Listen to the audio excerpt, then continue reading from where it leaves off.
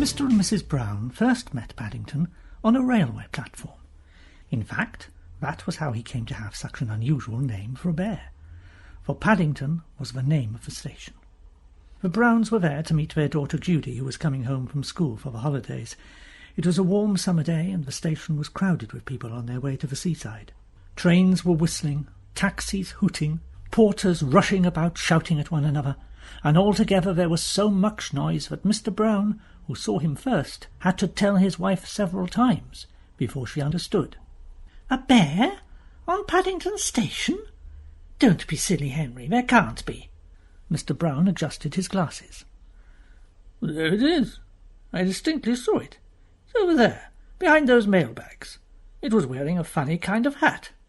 Without waiting for a reply, he caught hold of his wife's arm and pushed her through the crowd, round a trolley laden with chocolates and cups of tea, past a bookstall, and through a gap in a pile of suitcases towards the Lost Property Office. "There you are," he announced triumphantly, pointing towards a dark corner. "I told you so." Mrs. Brown followed the direction of his arm, and dimly made out a small, furry object in the shadows. It seemed to be sitting on some kind of suitcase, and around its neck was a label with some writing on it. The suitcase was old and battered, and on the side, in large letters, were the words, "Wanted on voyage." Mrs. Brown clutched at her husband. "Why, Henry, I believe you were right after all. It is a bear." She peered at it more closely. It seemed a very unusual kind of bear. It was brown in colour, a rather dirty brown, and it was wearing a most odd-looking hat with a wide brim, just as Mr. Brown had said. From beneath the brim, two large, round eyes stared back at her. Seeing that something was expected of it, the bear stood up and politely raised its hat, revealing two black ears. "Good afternoon." Good afternoon," replied Mr. Brown, doubtfully. There was a moment of silence. The bear looked at them inquiringly. "Can I help you?" Mrs. Brown bent down. "You're a very small bear." The bear puffed out its chest. "I'm a very rare sort of bear," he replied importantly. "There aren't many of us left where I come from." "And where is that?" The bear looked round carefully before replying.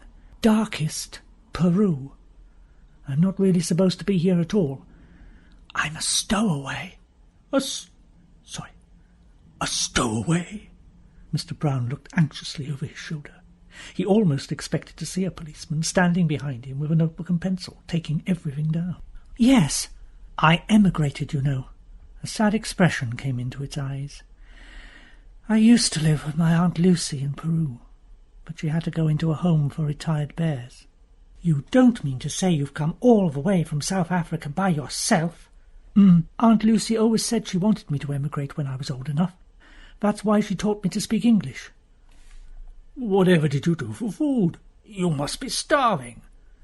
Bending down, the bear unlocked the suitcase with a small key which it had around its neck, and brought out an almost empty glass jar.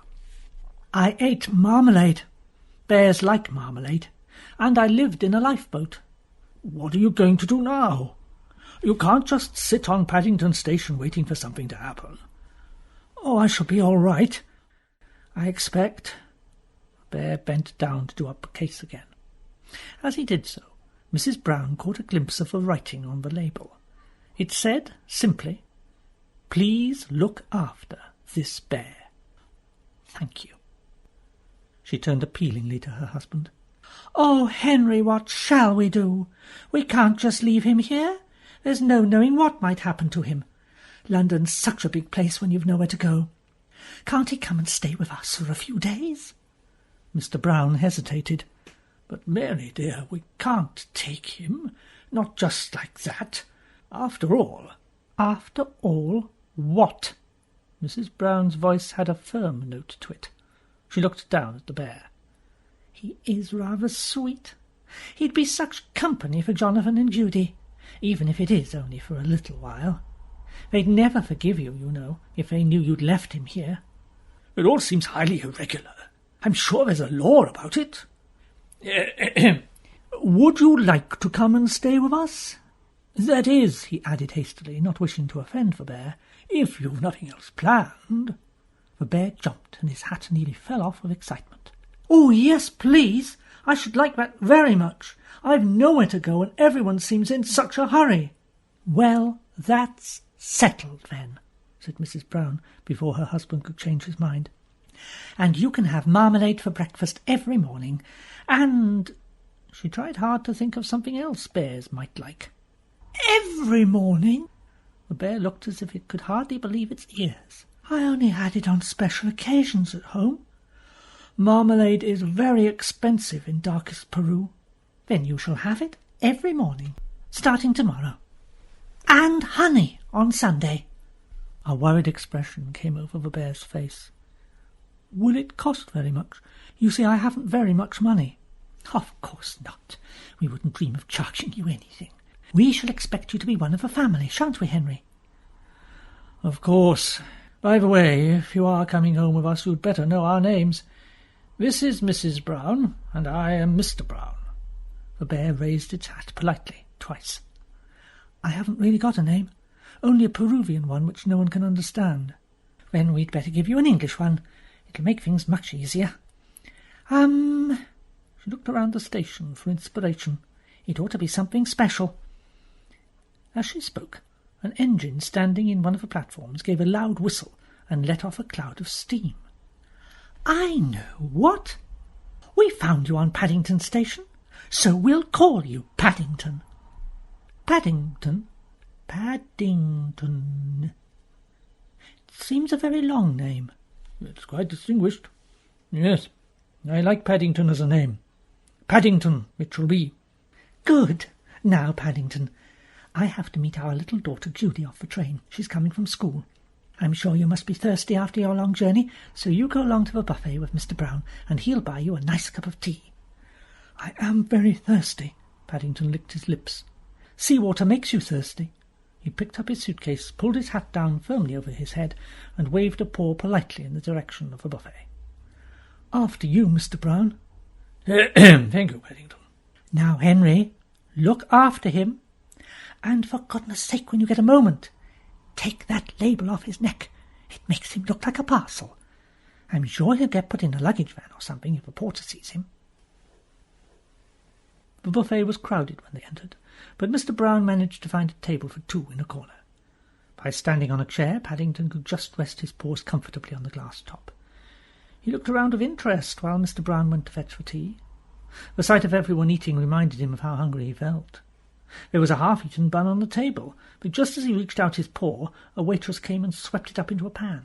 "You don't want that, dearie? You don't know where it's been." She gave him a friendly pat. Paddington felt so empty. He didn't really mind where it had been, but he was much too polite to say anything. "Well, Paddington." Mr. Brown placed 2 steaming cups of tea on the table, and a plate piled high with cakes. "How's that to be going on with?" Paddington's eyes glistened. "It's very nice, thank you. But it's rather hard drinking out of a cup. I usually get my head stuck, or else my hat falls in and makes it taste nasty." "Yeah. Then you'd better give your hat to me, and I'll pour the tea into a saucer for you. It's not really done in the best circles, but I'm sure no one will mind just this once." Paddington removed his hat and laid it carefully on the table, while Mr. Brown poured out the tea. He looked hungrily at the cakes, in particular at a large cream and jam one, which Mr. Brown placed on a plate in front of him. "There you are, Paddington. I'm sorry they hadn't any marmalade ones. These were the best I could get." "I am glad I emigrated." Paddington reached out a paw and pulled the plate nearer. "Do you think anyone would mind if I stood on the table to eat?" Before Mr. Brown could answer, he had climbed up and placed his right paw firmly on the bun. It was a very large bun, the biggest and stickiest Mr. Brown had been able to find, and in a matter of moments most of the inside found its way onto Paddington's whiskers. People started to nudge each other and began staring in their direction. Mr. Brown wished he had chosen a plain, ordinary bun, but he wasn't very experienced in the ways of bears. He stirred his tea and looked out of the window, pretending he had tea with a bear on Paddington Station every day of his life. "Henry!" The sound of his wife's voice brought him back to earth with a start. "Henry, whatever are you doing to that poor bear? Look at him. He's covered all over with cream and jam." Well, he seemed rather hungry." Mrs. Brown turned to her daughter. "This is what happens when I leave your father alone for 5 minutes." "Oh, Daddy, is he really going to stay with us?" "If he does, I can see someone other than your father will have to look after him. Just look at the mess he's in." Paddington, who all this time had been too interested in the bun to worry about what was going on, suddenly became aware that people were talking about him. He looked up to see that Mrs. Brown had been joined by a little girl with laughing blue eyes and long fair hair. He jumped up, meaning to raise his hat, and in his haste slipped on a patch of strawberry jam which somehow or other had found its way onto the glass tabletop. For a moment he had a dizzy impression of everything and everyone being upside down. He waved his paws wildly in the air, and then, before anyone could catch him, he somersaulted backwards and landed with a splash in his saucer of tea. He jumped up even quicker than he sat down because the tea was still very hot, and promptly stepped into Mr. Brown's cup. Judy threw back her head and laughed until the tears rolled down her face. "Oh, Mummy, isn't he funny?" Paddington, who did not think it at all funny, stood for a moment with one foot on the table and the other in Mr. Brown's tea. There were large patches of white cream all over his face, and on his left ear there was a lump of strawberry jam. "You wouldn't think," said Mrs. Brown, "that anyone could get in such a state with just one bun." Mr. Brown coughed. He'd just caught the stern eye of a waitress on the other side of the counter. "Perhaps we'd better go. I'll see if I can find a taxi." He picked up Judy's belongings and hurried outside. Paddington stepped gingerly off the table, and with a last look at the sticky remains of his bun, climbed down onto the floor. Judy took one of his paws. "Come along, Paddington. We'll take you home, and you can have a nice hot bath. Then you can tell me all about South America. I'm sure you must have had lots of wonderful adventures." "I have, lots. Things are always happening to me. I'm that sort of bear." When they came out of the buffet, Mr. Brown had already found a taxi, and he waved them across. The driver looked hard at Paddington, and then at the inside of his nice, clean taxi.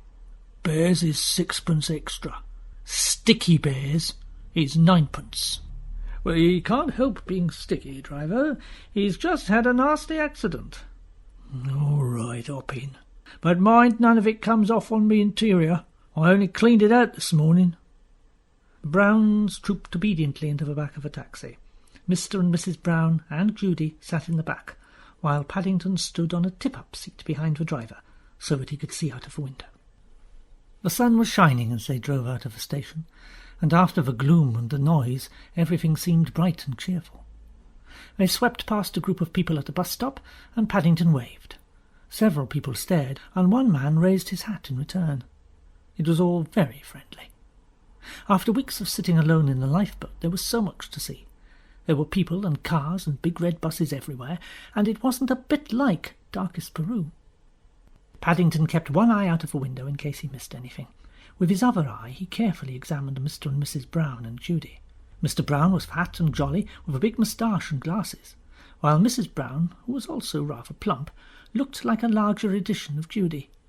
Paddington had just decided he was going to like staying with the Browns, when the glass window behind the driver shot back, and a gruff voice said, "Where did you say you wanted to go?" Number 32, Windsor Gardens." "Can't hear you." The driver cupped his ear with his hand. Paddington tapped him on the shoulder. Number 32, Windsor Gardens." The taxi driver jumped at the sound of Paddington's voice and narrowly missed hitting a bus. He looked down at his shoulder and glared. "Cream! All over me new coat!" Judy giggled, and Mr. and Mrs. Brown exchanged glances.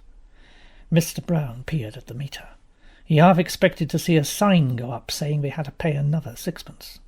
"I beg your pardon." Paddington bent forward and tried to rub the stain off with his other paw. Several bun crumbs and a smear of jam added themselves mysteriously to the taxi driver's coat. The driver gave Paddington a long, hard look. Paddington raised his hat, and the driver slammed the window shut again. "Oh dear, we really shall have to give him a bath as soon as we get him indoors. It's getting everywhere." Paddington looked thoughtful. It wasn't so much that he didn't like baths. He really didn't mind being covered with jam and cream. It seemed a pity to wash it all off quite so soon. But before he had time to consider the matter, the taxi stopped and the Browns began to climb out. Paddington picked up his suitcase and followed Judy up a flight of white steps to a big green door. "Now you're going to meet Mrs. Bird," said Judy. "She looks after us. She's a bit fierce sometimes and she grumbles a lot, but she doesn't really mean it. I'm sure you'll like her." Paddington felt his knees begin to tremble. He looked round for Mr. and Mrs. Brown, but they appeared to be having some sort of argument with the taxi driver. Behind the door he could hear footsteps approaching. "I'm sure I shall like her, if you say so," he said, catching sight of his reflection on the brightly polished letterbox. "But will she like me?"